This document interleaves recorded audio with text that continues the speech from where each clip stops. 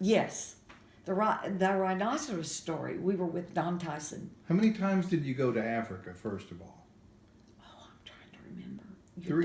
Your dad went 6 or 7 times. I And went 4. You went 3 or 4 times. I went 3 or 4 times.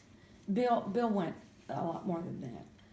The rhinoceros story was when we went with Don Tyson and his then girlfriend, live-in, Gloria. And Jim Blair. And Jim Blair.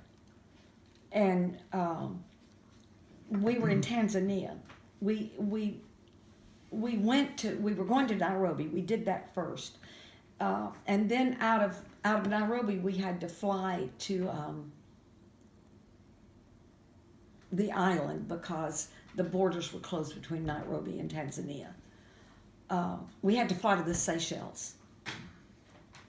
And then we had to get on another plane and go back to Tanzania, which is what we did. And then we had a long, thousands of miles through Tanzania. And one of the side trips we made was to the Ngorongoro crater. It's this huge, big crater, and there's a lake at the bottom of it with these beautiful flamingo birds, pink, just everywhere, just this solid pink. So we hired a driver, or they did, and we went down into the bottom of the crater to look for animals, just to look for game. And we had a black driver in a Land Rover. I was sitting in the back seat on the right-hand side next to a window. Gloria was, I think, next to me or behind me. She was behind me. Bill was up through the opening in the Land Rover here, and Don was up in the opening next to Gloria. They were both up. Blair was in the front seat next to the driver. And we didn't know anything. And, they didn't know anything. And we saw these 2 rhinos, a male and a female. And the guy said, "Oh, yeah, follow him. And the driver stopped. He looked back. He said, "Are you sure?" And the men said, "Oh, yeah. So he followed them, and they slowed down. And the driver stopped again, and he said, "Are you sure?" "Oh, yeah, keep going, follow him."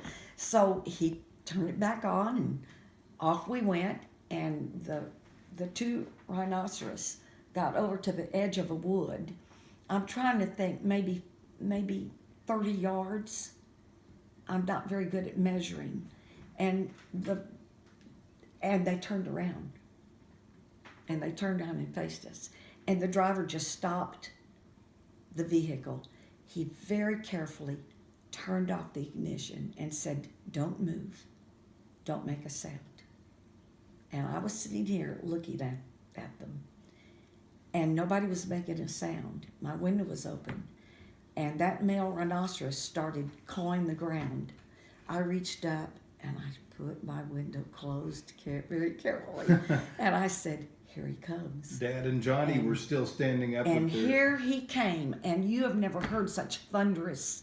And I remember sitting there thinking, he's coming right at me. And I couldn't take my eyes off of him. And I thought, he's going to turn us over. He might maul the truck, but I think we'll be okay.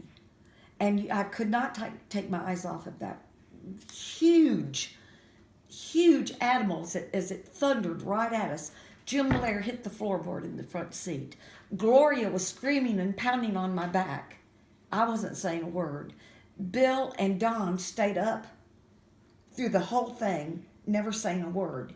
And that animal stopped right here, turned its head like it was coming like this, and I was here, turned its head like this to keep its horns from hitting the car, skidded to a stop, and I was eye to eye with that rhinoceros. For how long? Gosh. Oh, he turned immediately and ran back. But at the last moment, he decided not to hit us, and he had to skid to a stop and turn his head this way to keep from hitting the vehicle.